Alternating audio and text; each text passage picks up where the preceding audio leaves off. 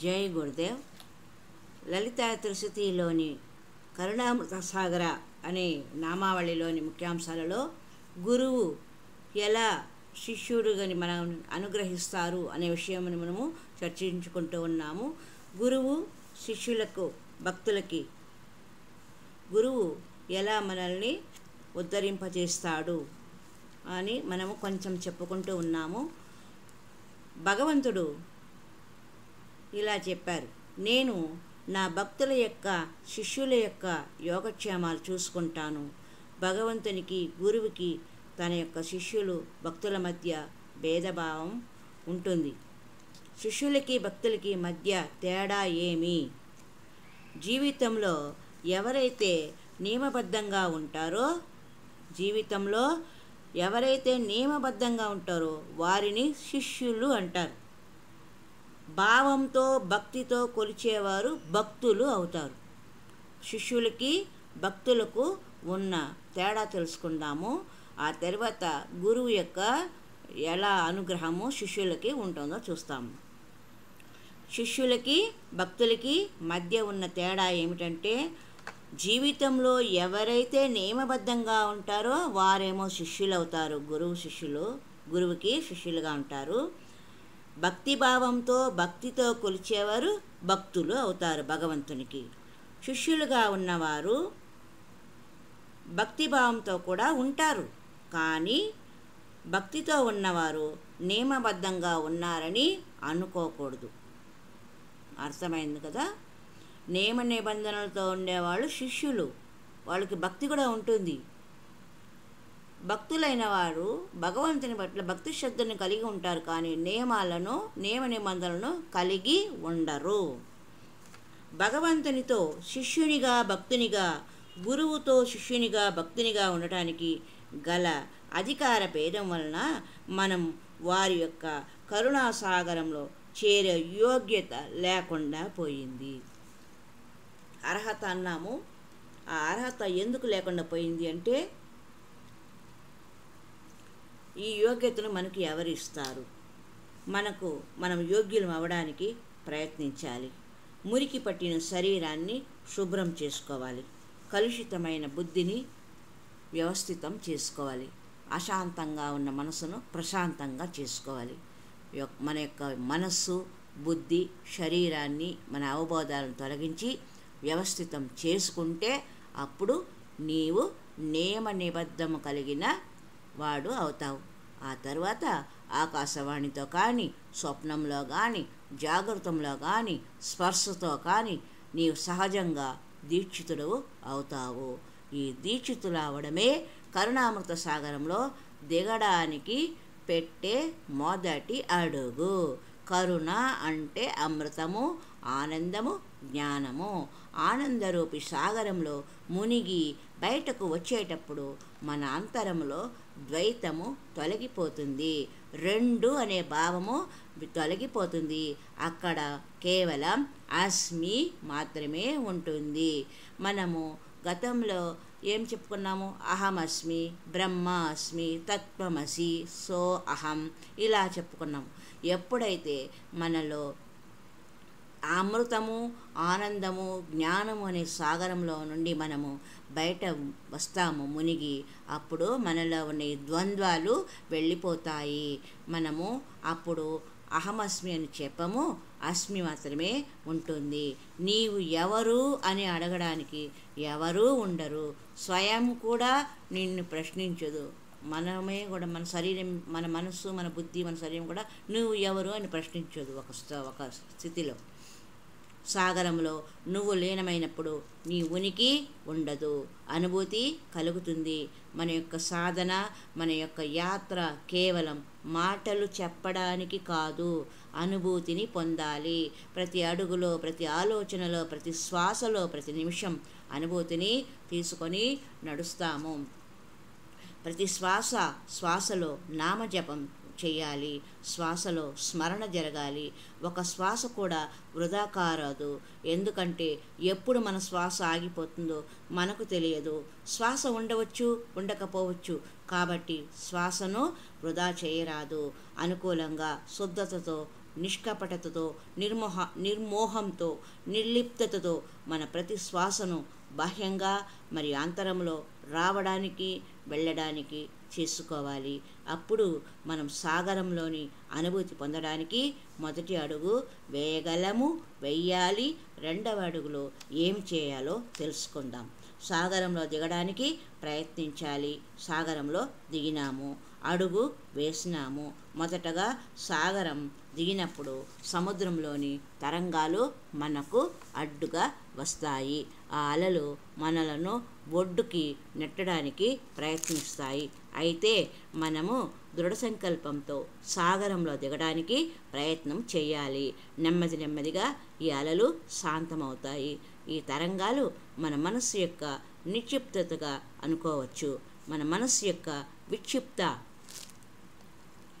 ఆవరణ తొలగించడానికి ఒక ఉపాయము. సాగరము యొక్క లోతులలోకి వెళుతూనే ఉండాలి. ముందుగా ప్రయాణిస్తూనే ఉండాలి. నిశ్చింతగా ప్రయాణించాలి. నిర్లిప్తంగా ప్రయాణించాలి. సాగరంలో లిప్తమవ్వాలి అంటే లీనమవ్వాలి. అక్కడ కరుణ యొక్క అనుభూతి లభిస్తుంది. ఇక్కడ కరుణ యొక్క అర్థము సానుభూతి కాదు. కరుణ యొక్క అర్థము ఆనందము, మోక్షము, స్వయంను తెలుసుకోవడం. నిన్ను నీవు ఒక్కసారి తెలుసుకోవడం అంటే ఏమిటి? నిన్ను నీవు బాహ్యమైన నిన్ను తెలుసుకోవడం కాదు. నిజంగా మనం బాహ్యంగానే మనల్ని మనము గుర్తించుకోగలుగుతున్నాం.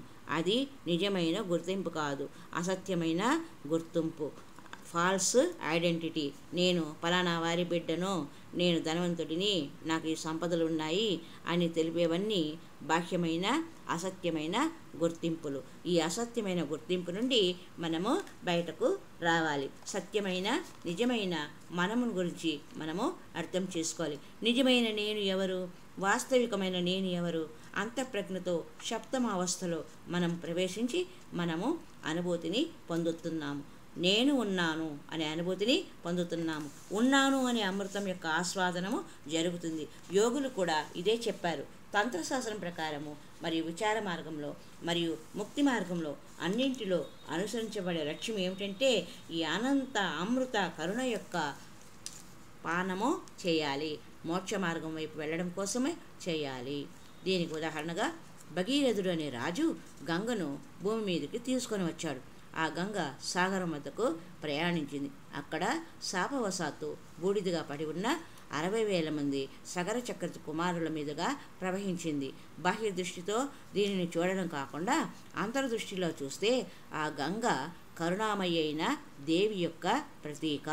ప్రవాహంగా గంగ వెళ్ళేటప్పుడు అన్నింటి మీద సమంగా ప్రవహిస్తుంది. మంచి కానీ చెడు కానీ అన్నింటినీ తనలో తీసుకొని వెళుతుంది. ఆ ప్రవాహంలో రాళ్ళు రప్పలు, పెద్ద పెద్ద వృక్షాలు కొట్టుకొని పోవడం మనం చూస్తుంటాం. భగవతి కరుణామయి గంగారూపంలో అవతరించి సగర చక్రవర్తి కుమారుల మీద ప్రవహించి వారిని సజీవులను చేసి తన కరుణ అనే సాగరంలో వారిని అందరినీ జీవింప చేసింది. ఆమెనే కరుణామృత సాగర. అనంత శక్తిగా ఉంది. ఇదంతా లీలాధారి లలిత అమ్మవారి కంటే వేరు కాదు. ఒకటే త్రిపురాలను నాశనం చేసి సుందరిగా మారి, తురియావస్థగా మారి, మహా అవస్థగా అంటే సమాధి అవస్థగా మారి మహాత్రిపుర సుందరి అవుతుంది. బాహ్య అవస్థలో ఉండే లలితయే లీల చేస్తూ మొత్తం లీల యొక్క సాక్షి అయి చేయించేది అమ్మయే. మన సాధన యొక్క లక్ష్యము, ఉపాసనా లక్ష్యము త్రిపుటి నాశనంలో ఏకత్వము పొందడమే. ఈ 3 భావాల ఏకత్వము ముందుగా మనలో ఏకత్వం పొందాలి. 3 భావాలుగా ఉంటే 3 కలిసి ఏకత్వము పొందాలి. తర్వాత దానిలో విలీనం అవ్వాలి. దీనివలన లలితాదేవి యొక్క నామమైన కరుణామృత సాగర అయినది. లలితా త్రిశతిలోని కరుణామృత సాగర అన్న పేరు ఎలా సార్థకమైంది అమ్మవారికి అంటే ఇలాగా అన్నమాట. కరుణామృత సాగర యొక్క కరుణతో, మమతతో, అంటే కరుణామృత సాగర అంటే అమ్మవారి యొక్క మమతతో. ఇక్కడ దయ అనే పదము మనం చేయకూడదు. దయ అంటే సానుభూతి అవుతుంది. ఎవరిపై దయ చూపించాలి? భగవతి మన పైన మమత చూపిస్తుంది. మనము పాపి అయినా, పుణ్యవంతులైనా, దొంగ అయినా, దొర అయినా, ఎవరినైనా భగవతి కరుణతో చూస్తుంది. అమ్మ యొక్క గొప్ప గుణము కరుణ. ఆ మమతలో కల్మషం లేదు. అమ్మ మనల్ని దగ్గరకు తీసుకోవడంలో స్వార్థం లేదు. బిడ్డ లేచి నిలబడగానే తన ఒడిలోకి చేర్చుకుంటుంది. అందుకే మనము స్వావలంబికలము కావాలి. ఇతరుల మీద ఆధారపడకూడదు. అమ్మ కరుణామయి. అమ్మ కరుణావశమై, మమతావశమై మనకు తెలుపుతుంది. స్వావలంబిత అవ్వడానికి మనకు సహాయం చేస్తుంది. గురువు రూపంలో చేయిని అందిస్తుంది. ఇక్కడ మన యొక్క సమస్య ఏమంటే అమ్మ మమతను మనము అర్థం చేసుకోలేకపోవడమే. ఈ ప్రకృతి యొక్క మమతను మనము అర్థం చేసుకోలేకపోవడం వల్ల ప్రకృతియే లలిత మహా త్రిపుర సుందరి. ఈ భగవతి యొక్క ప్రకృతి తత్వమును, మమత్వమును మనం అర్థం చేసుకోలేకపోయాము. దానికి కారణము మనలో ఉన్న అహంకారము. అహంకారం యొక్క ముఖ్య కారణము నేను చేస్తున్నాను అనే కర్తృత్వ భావన. అలా చెప్పడం వల్ల వచ్చిన ఫలితం వారే అనుభవించవలసి ఉంటుంది. ఉదాహరణకు నేను చదువుతున్నాను, నేను వ్రాస్తున్నాను అని నేను చెప్పుకున్నానంటే ఈ రాయడము చదవడం వల్ల వచ్చిన ఏదైతే కర్మఫలం ఉందో అది నేనే అనుభవిస్తాను అన్నమాట. అలా కాకుండా అమ్మ నా చేత రాయించింది, అమ్మ నా చేత పలికించింది నేను భావన చేసినట్లయితే ఇది నీ యొక్క కర్మఫలాలు ఏది నన్ను అంటదు అన్న విషయము ఇప్పుడు అందరికీ మీకు స్పష్టమయ్యి ఉంటుంది. కనుక నేను చేస్తున్నాను అనుకోకుండా చేయాలి. కర్మ చేయాలంటే ఎలాంటి కర్మ చేయాలి? కర్మ చేయవలసి వస్తే సమర్పణ భావంతో చేయాలి, నిష్కామంతో, శ్రద్ధతో చేయాలి. మనం చేసే నిత్య కర్మలలో ఏ కర్మ అయినా దాని వెనుక అహంకారము ఉంటుంది. వారి వ్యవహారంలో ప్రతి పనిలో నేను చేస్తున్నాను అనేదే కనిపిస్తూ ఉంటుంది. ఉదాహరణగా ఒక చిన్న ఉదాహరణ రామకృష్ణ పరమహంసల వారు చెప్పిన ఒక చిన్న కథను చెప్పుకుందాము.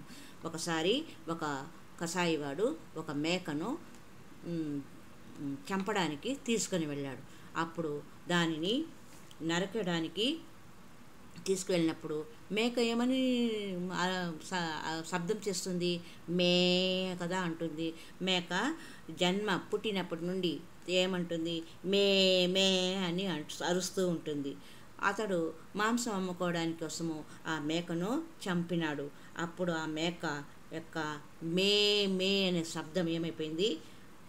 ఆ అరుపు మే అంటే నేను అని అరుస్తూ ఉండింది. కాకి ఎట్లా కావు కావు అని శబ్దం చేస్తుందో అలాగే మేక కూడా పుట్టినప్పటి నుండి చనిపోయే వరకు మే మే అనే శబ్దం చేసింది. ఆ మే మే అంటే దాని అర్థము నేను అని అనుకోవడం. అలా ఆ మేక చనిపోయింది. చనిపోయిన తర్వాత ఆ మేక యొక్క చర్మముతో ఒక తబలా చేసినారు చర్మకారులు. ఆ చర్మంతో ఒక తబలా చేసినారు.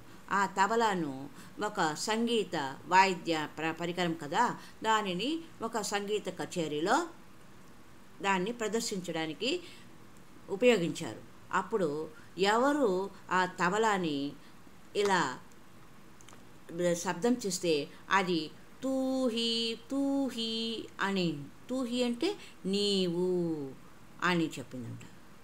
నేను అనేది పోయి ఏమొచ్చింది అక్కడ? తూహి నీవు అని శబ్దము వచ్చిందనమాట.